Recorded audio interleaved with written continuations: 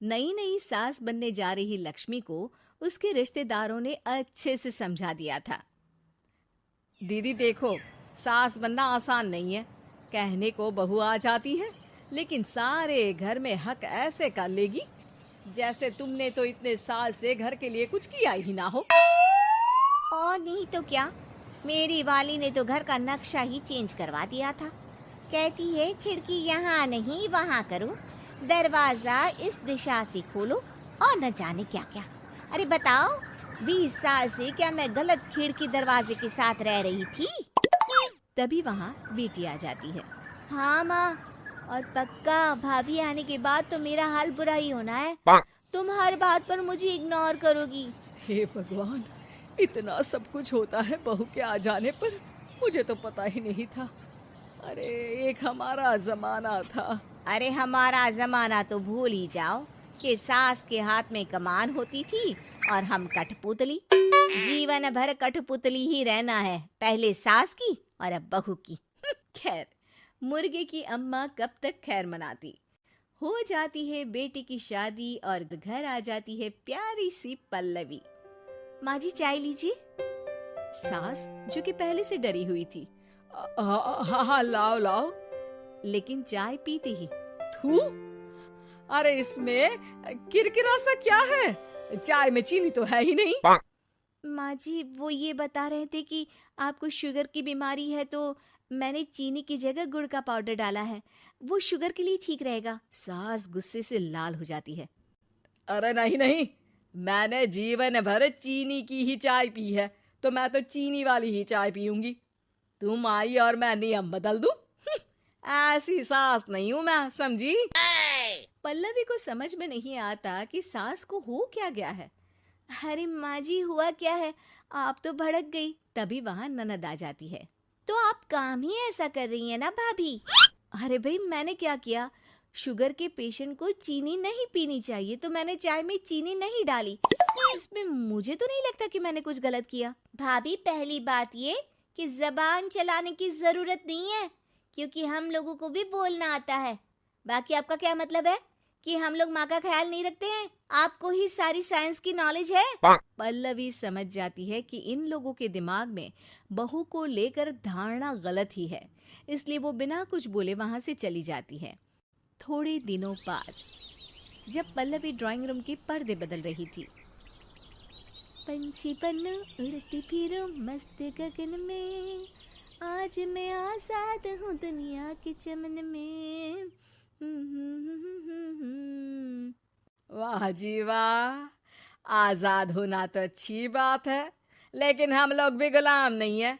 ये पर्दे किससे पूछकर बदले जा रहे हैं, जरा बताओगी? अरे सासू माँ, जब से आई हूँ सोच रही थी कि पर्दे ठीक नहीं है। पता है, पर्दे इतने हल्के हैं कि दिन में बाहर से पूरा घर दिखता है, लोग झांकते हुए रास्ते से निकलते हैं। ये मुझे अच्छा नहीं लगता है। अरे वाह जी वाह, 5 साल से तो ये पर्दा लगा है, तब तो लोगों ने झांका नहीं। आज तुम आई हो तो लोग घर में झांकने लग गए, क्यों? अरे भाभी, आपको ये तो नहीं लगता कि आप हीरोइन जैसी दिखती हो या इतनी सुंदर हो कि लोग आपको झांक झांक कर देखते रहें? मैं भी रहती हूँ इस घर में, लेकिन मजाल है। पल्लवी सर पर हाथ रख लेती है, पर्दे लगाकर पुराने पर्दों को हटा देती है और निकल जाती है। देखा माँ, इसे कहते हैं मनमर्जी। आपने मना किया, फिर भी भाभी ने पर्दे हटा ही दिए। ठीक है बेटा, शुक्र करना पर्दे ही हटाए हैं। अरे कहीं किसी दिन ये हमें ही ना हटा दे। ऐसे कैसे हटा देंगी, हम क्या पर्दे हैं?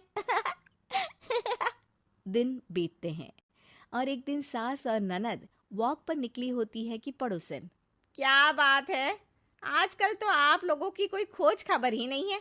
तरस गए हम लोग तो। अरे नहीं नहीं, बस घर पर ही रहते हैं पहले जैसे। पहले भी तो इतनी ही खोज खबर थी ना। अरे नहीं नहीं, पहले की बात और थी। और बताओ बेटा, बॉयफ्रेंड से चक्कर चल रहा है कि खत्म हो गया? पहले तो पर्दे से दिख जाता था कैसे तुम सारा दिन टेलीफोन पर लगी रहती थी, कभी शर्माती कभी रोती। अब तो पर्दे भी मोटे लगा लिए तो कुछ ठीक से दिखाई भी नहीं देता। हाँ? नहीं, मतलब कोई ना, होता है इस उम्र में। और बताओ बहन जी, बेचारी बहू से तो पहले रोज तानेबाजी होती थी आपकी, रोज देखती थी कैसे उस पर आप दोनों मिलकर बरसा करती थी। अब ठीक है ना वो? चल बेटा, ये औरत तो पागल हो गई है। अरे पागल नहीं, आदत हो गई थी। जब मन उबा तो आपकी खिड़की से झांक लिया करती थी, अब कुछ दिखाई नहीं देता तो। सास और ननद घर आती है, जहां बहू पर्दों को बदलने के लिए खड़ी होती है। अरे ये क्या कर रही हो? आपने ही कहा था ना पर्दे बदल देना। अब उस दिन तो उतारे थे, सोचा धो कर लगाऊंगी, आज सूख गए हैं तो लगा देती हूँ। तभी ननद चिल्लाती है, अरे नहीं नहीं भाभी, ठीक है ये पर्दे रहने दो।